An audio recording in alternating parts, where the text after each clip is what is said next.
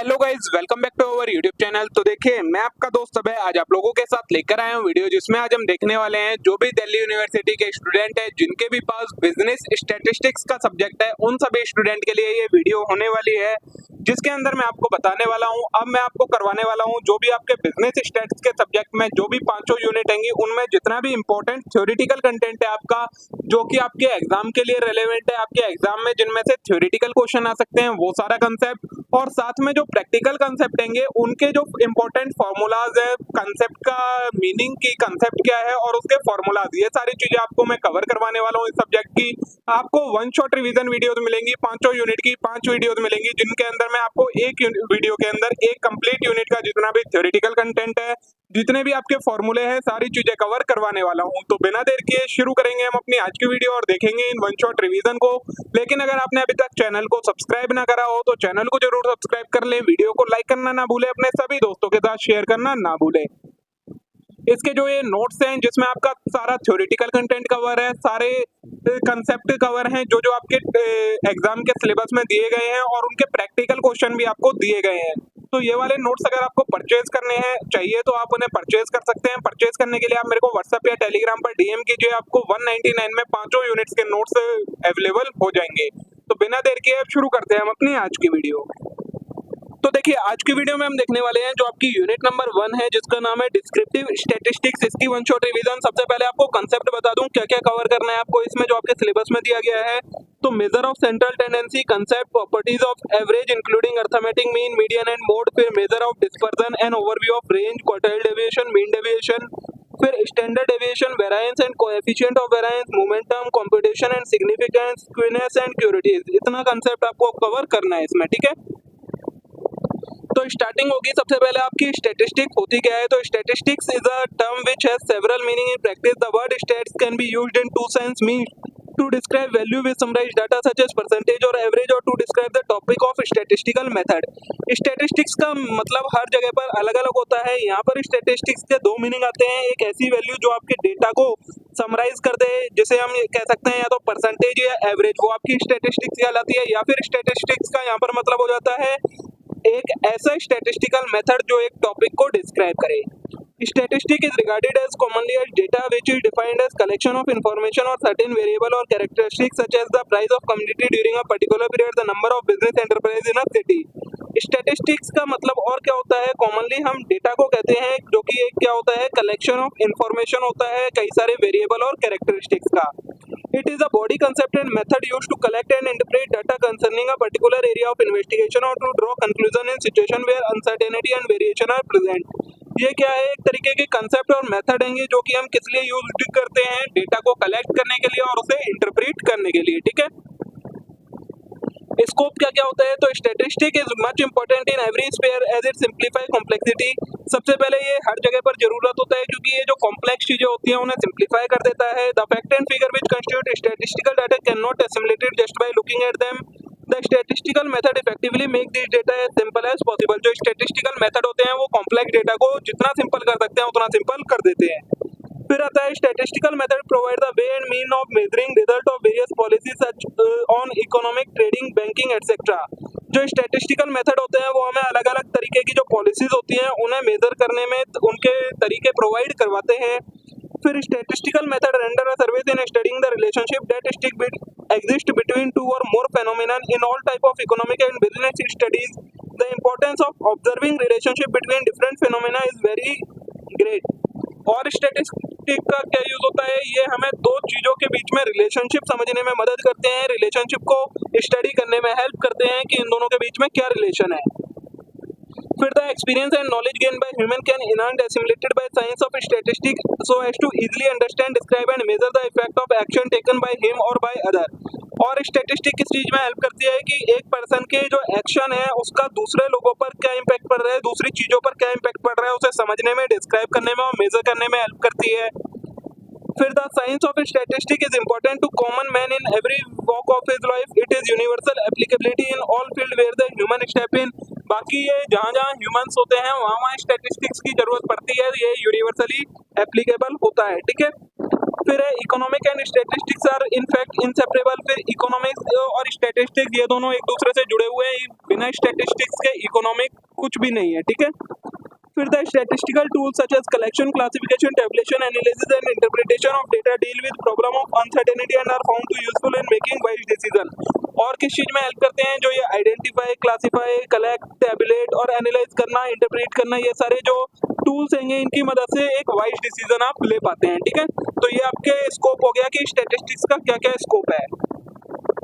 फिर आता है आपकी कैरेक्टरिस्टिक क्या क्या होती है स्टैटिस्टिक्स की। तो statistics must be numerical statement of fact. जो स्टैटिस्टिक्स में डेटा होना चाहिए वो न्यूमेरिकल डेटा होना चाहिए। थ्योरेटिकल डेटा का यूज हम स्टैटिस्टिक्स में नहीं कर सकते हैं। फिर आता है statistics are aggregate of fact.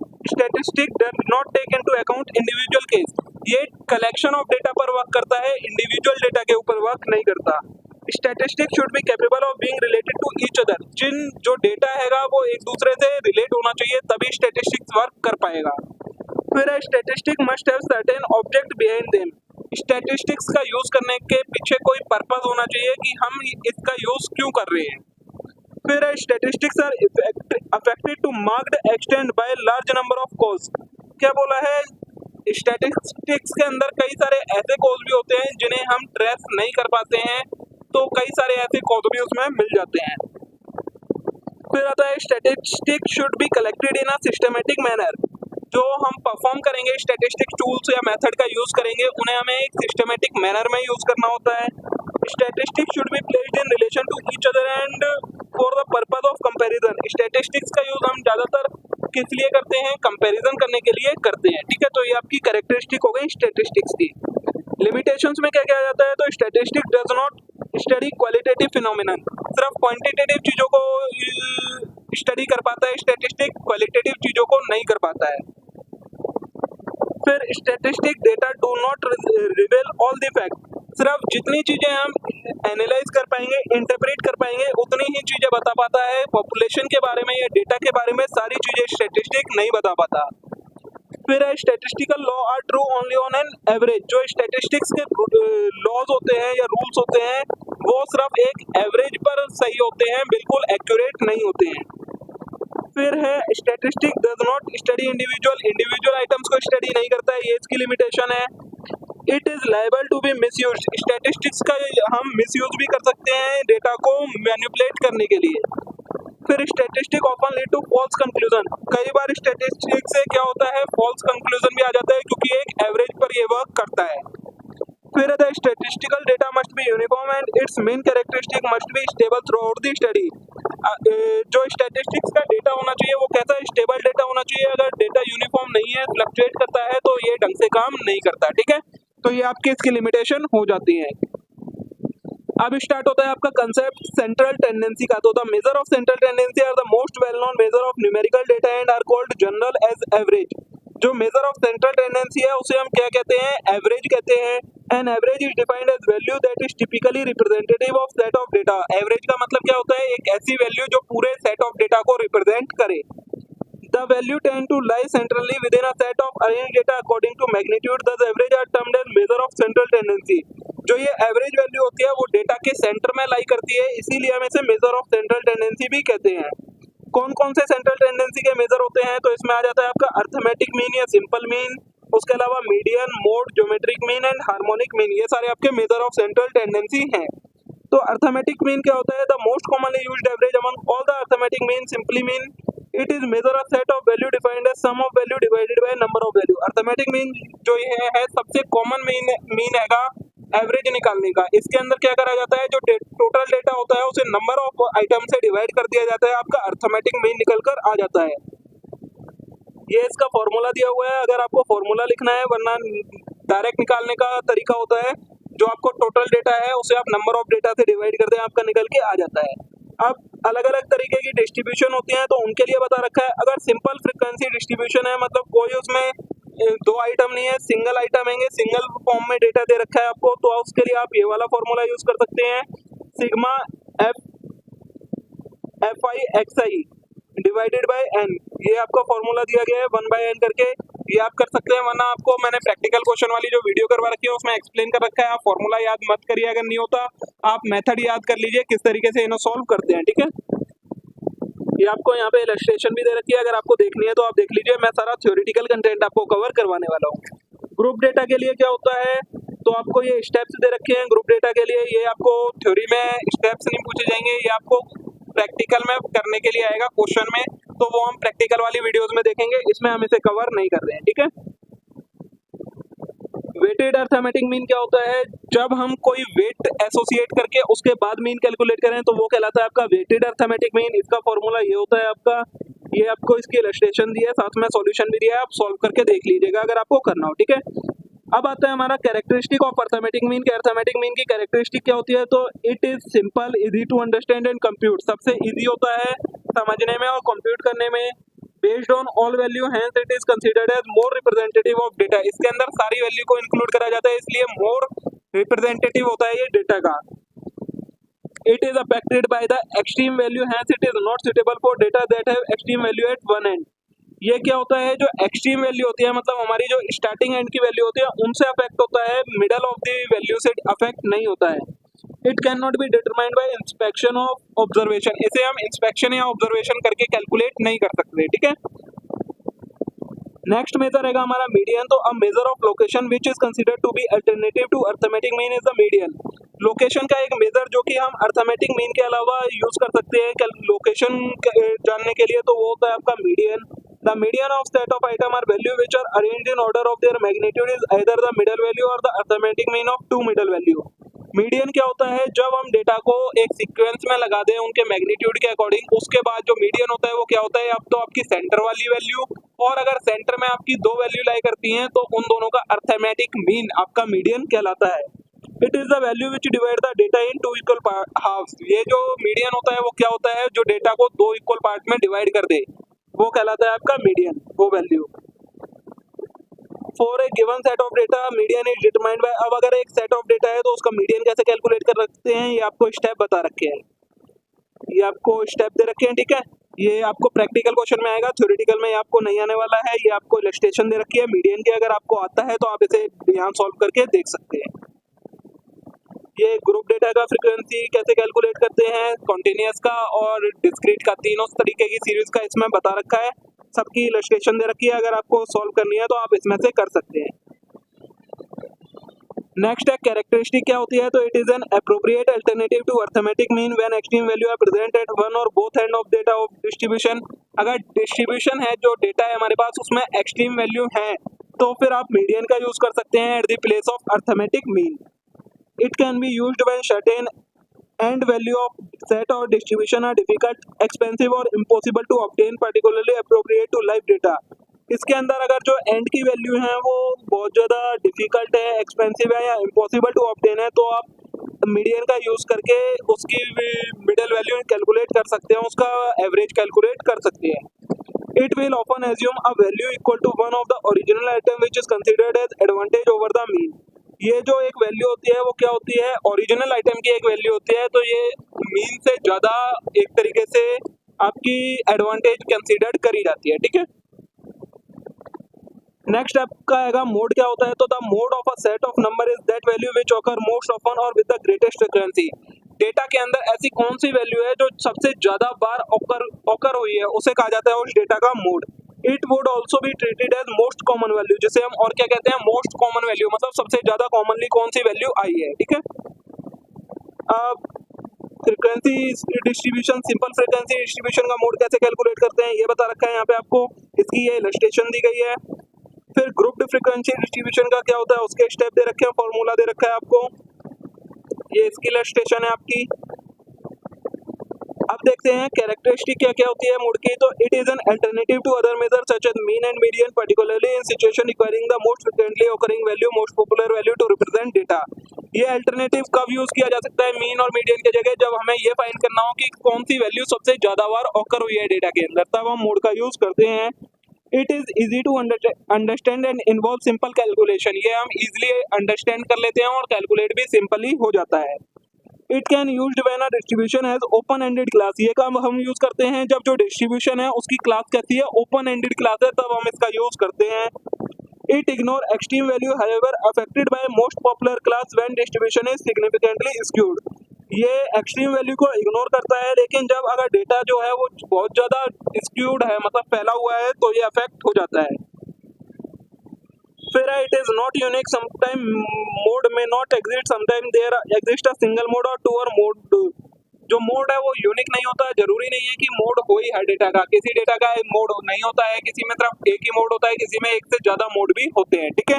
तो ये आपकी कैरेक्टरिस्टिक हो जाती है मोड की। ये आपको रिलेशनशिप बता रखी है अर्थमेटिक मीन मीडियन मोड में क्या रिलेशन होती है, तो मीन माइनस मोड इक्वल होता है आपका 3 इंटू मीन माइनस मीडियन के। अब इसी एक इक्वेशन को दो और तरीके से बता रखा है मोड और मीडियन की फॉर्म में, तो वही सेम इक्वेशन है, एक आप याद कर लीजिए, बाकी आप रिलेशन निकाल पाएंगे, ठीक है। अब देखिए नेक्स्ट टॉपिक है मेजर्स ऑफ डिस्पर्जन। तो डिस्पर्जन और variation of data is defined as degree to which numerical data tend to spread about an average value. Dispersion को हम और क्या कहते हैं, डिस्पर्जन को हम वेरिएशन भी कहते हैं। इसका मतलब क्या होता है, जो हमारा डेटा है वो कितना स्प्रेड हो रखा है, कितना फैल रखा है, उसे कहा जाता है dispersion. In order to able to form a fair idea of data, it become necessary to study the characteristic like spread or dispersion of the individual value of data set from the averages through some other measure called measures of dispersion। तो data को अच्छे से समझने के लिए, उसका fair idea लेने के लिए क्या जरूरी होता है कि जो डेटा की कैरेक्टरिस्टिक है कि डेटा कितना स्प्रेड हो रखा है, कितना डिस्पर्स हो रखा है, ये देखा जाए एक इंडिविजुअल वैल्यू से, जो कि उसकी एवरेज से देखा जाता है कि एवरेज जो वैल्यू है उससे डेटा कितना डिस्पर्स हो रखा है, तो उस चीज को कहा जाता है आपका मेजर ऑफ डिस्पर्जन, ठीक है। सिग्निफिकेंस क्या होती है डिस्पर्जन मेजर करने की, तो measure of dispersion describe the extent of spread of value of individual item of distribution from central value. जो हमारा डेटा है उसकी जो इंडिविजुअल वैल्यू है वो सेंट्रल वैल्यू से कितनी डिस्पर्स हो रखी है, कितनी स्प्रेड हो रखी है, वो बताता है मेजर ऑफ डिस्पर्जन।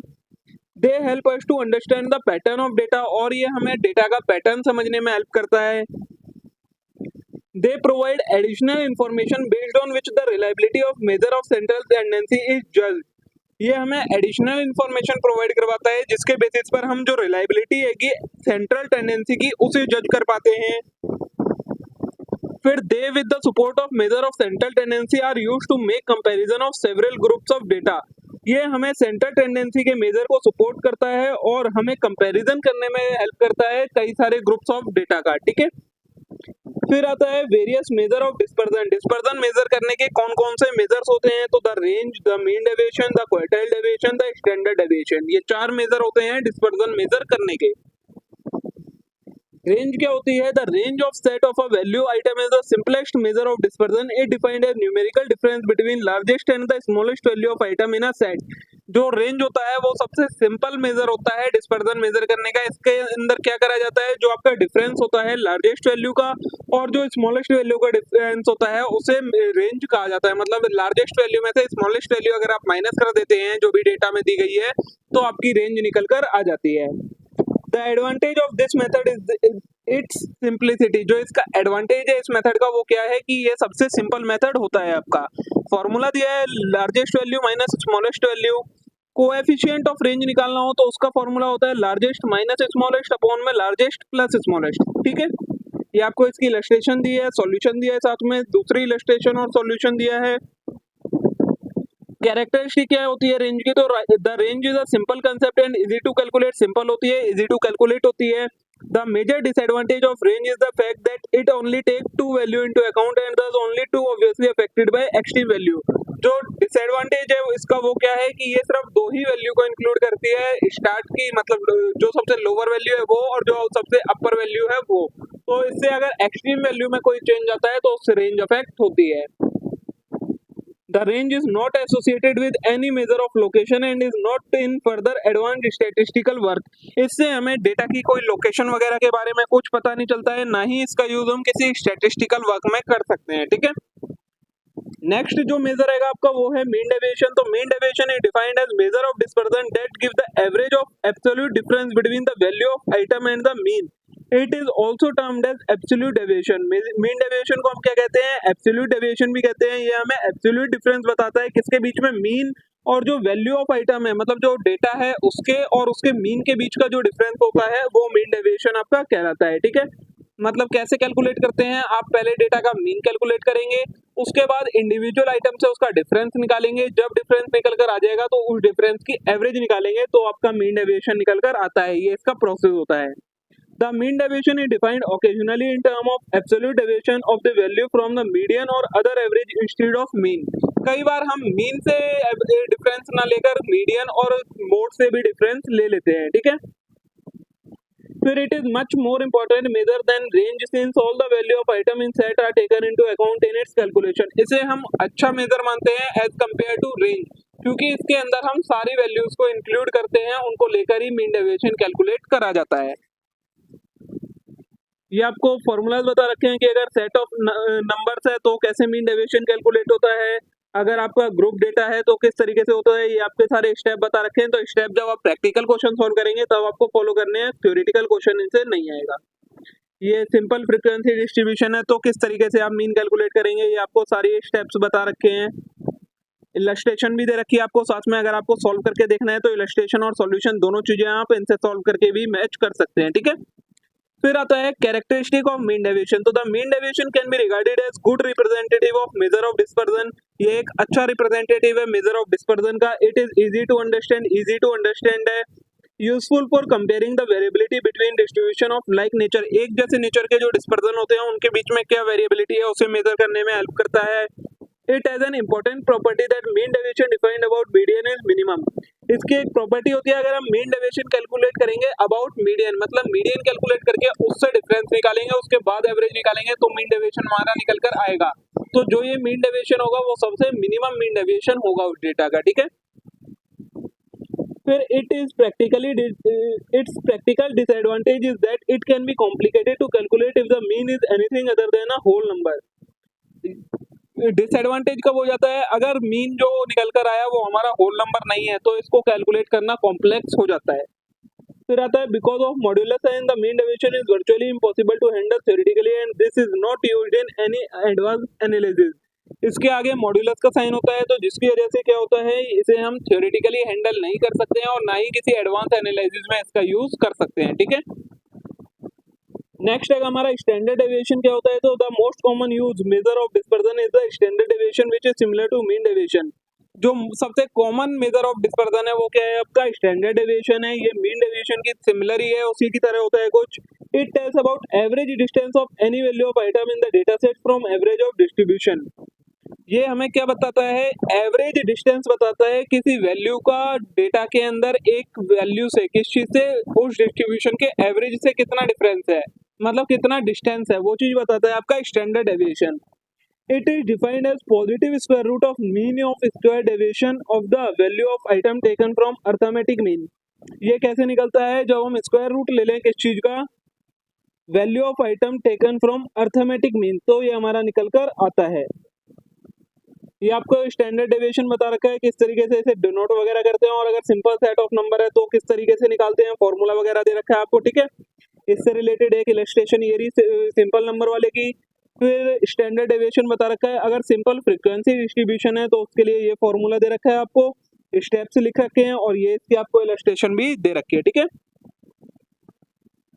कैरेक्टरिस्टिक क्या क्या होती है स्टैंडर्ड डेविएशन की, तो the standard deviation is defined in term of arithmetic mean. इसे हम अर्थमेटिक मीन की टर्म में डिफाइन करते हैं। As all data value are involve in calculation it can regarded as true representative of data. इसके अंदर सारी वैल्यू को इंक्लूड करा जाता है तो इसे हम ट्रू रिप्रेजेंटेटिव ऑफ डेटा कह सकते हैं। फिर more often in practice statistical analysis based on theoretical symmetric distribution called normal distribution which specified in terms of both mean and standard deviation. क्या बोला है, जो इसका स्टैटिस्टिक एनालिसिस होता है वो किस चीज के ऊपर, नॉर्मल डिस्ट्रीब्यूशन के ऊपर बेस होता है, जो कि मीन या स्टैंडर्ड डेविएशन दोनों की टर्म में हो सकता है। फिर for distribution that are symmetric virtually all the item should be lie with in 3 standard deviation of the mean. क्या बोला है, ऐसा डेटा जो सिमेट्रिक है तो उसमें जो भी स्टैंडर्ड डेविएशन होगा वो 3 स्टैंडर्ड डेविएशन में लाई करेगा मीन के, ठीक है। नेक्स्ट है variance of a set of number और फ्रीक्वेंसी डिस्ट्रीब्यूशन। ये था आपका स्टैंडर्ड डेविएशन। अब वेरिएंस क्या होता है, तो variance of a set of number और frequency distribution is defined as square of standard deviation. जो आपका स्टैंडर्ड डेविएशन है अगर आप उसका स्क्वायर कर देते हैं तो आपका वेरिएंस निकल कर आता है। In other word it is arithmetic mean of square of deviation of individual observation of distribution from arithmetic mean. वही स्टैंडर्ड डेविएशन की डिफाइन दे दिया और बोला है अगर उसकी स्क्वायर करते हैं तो हमारा वेरिएंस निकल कर आ जाता है। इसे हम किस सिंबल से, इस सिंबल से हम इसे डिनोट करते हैं। The extent of variability is measured by variance. जो हमारा डेटा है या पॉपुलेशन है वो कितनी वेरिएबल है वो हम किसकी मदद से, वेरिएंस की मदद से ही कैलकुलेट करते हैं, ठीक है। नेक्स्ट है क्वार्टाइल डेविएशन। तो क्वार्टाइल डेविएशन क्या होता है, इसको हम कैलकुलेट करते हैं, इसका फॉर्मूला दिया है आपको Q3 minus Q1 upon 2। Q1 होता है फर्स्ट क्वार्टाइल, Q3 होता है थर्ड क्वार्टाइल। क्वार्टाइल निकालते कैसे हैं, अगर हमें फर्स्ट क्वार्टाइल निकालना है तो उसका फॉर्मूला होता है n+1/4, और अगर थर्ड क्वार्टाइल निकालना है तो उसे 3 से मल्टीप्लाई करना पड़ेगा, n+1/4। तो इस तरीके से आपका ये Q1 Q3 निकल के आ जाएगा, उससे आपका क्वार्टाइल डेविएशन निकल कर आ जाता है। ठीक है, ये आपको इलस्ट्रेशन दे रखी है, सॉल्यूशन भी दिया है। ग्रुप डिस्ट्रीब्यूशन के लिए आपका ये फॉर्मूला यूज होता है। स्टेप्स दिए हैं आपको, क्या स्टेप फॉलो करने होते हैं, और ये आपको इसकी इलस्ट्रेशन दे रखी है। अब नेक्स्ट टॉपिक आता है हमारा quartile coefficient of dispersion. Coefficient of quartile deviation एक तरीके से हम कह सकते हैं कैसे निकलता है, तो क्वार्टाइल डेविएशन अपॉन में मीडियन मल्टीप्लाई बाय 100, इस तरीके से आप इसका क्वार्टाइल का कोएफिशिएंट निकाल सकते हैं। यहाँ पर आपका मेजर ऑफ सेंट्रल टेंडेंसी और मेजर ऑफ डिस्पर्सन खत्म होते हैं। अब आता है आपका जो नेक्स्ट टॉपिक है स्क्यूनेस का। तो skewness is the measure of degree of asymmetry और departure from symmetry of a distribution. एक जो डेटा है या डिस्ट्रीब्यूशन है उसमें कितनी असिमेट्री है या वो कितना अपनी सिमेट्री वैल्यू से डिपार्चर है, उस चीज को कहा जाता है skewness. A frequency distribution is said to be symmetric if frequency are equally distributed on both sides of central value। एक डेटा को डिस्ट्रीब्यूशन को हम सिमेट्रिक कब कहते हैं, जो उसकी सेंट्रल वैल्यू है उसके दोनों साइड अगर इक्वल नंबर ऑफ फ्रीक्वेंसीज हैं तो वो कहलाता है आपका symmetric data. Otherwise it is called asymmetric data, वरना उस डेटा को हम कह देते हैं asymmetric data. Asymmetric frequency distribution referred as skewed distribution. जो ये असिमेट्रिक फ्रीक्वेंसी डिस्ट्रीब्यूशन होता है उसे ही हम स्क्यूड फ्रीक्वेंसी डिस्ट्रीब्यूशन भी कहते हैं। The frequency distribution which is skewed to the right is also termed as positively skewed distribution।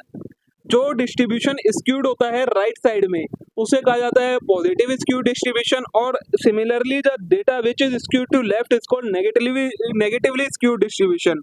और ऐसा डेटा जो लेफ्ट साइड में स्क्यूड होता है उसे नेगेटिव स्क्यूड डिस्ट्रीब्यूशन कहते हैं। ठीक है, कैरेक्टरिस्टिक क्या होती है इसकी, तो for skewed distribution the mean tend to lie on same side of mode as longer tail. जो स्क्यूड डिस्ट्रीब्यूशन होता है उसके अंदर जो मीन लाई करता है वो किस साइड में लाई करता है, जिस साइड में मोड लाई करता है। Hence a measure of symmetry is made by difference between mean and the mode. तो जो सिमेट्री का मेजर है वो हम कैसे निकाल लेते हैं, मीन और मोड के डिफरेंस से निकाल लेते हैं। फिर है for a moderately skewed distribution with single mode there exist the following empirical relationship. एक ऐसा स्क्यूड डिस्ट्रीब्यूशन जिसके अंदर सिंगल मोड है तो उसकी रिलेशनशिप एक एग्जिस्ट करती है, mean minus mode equal 3 into mean minus median.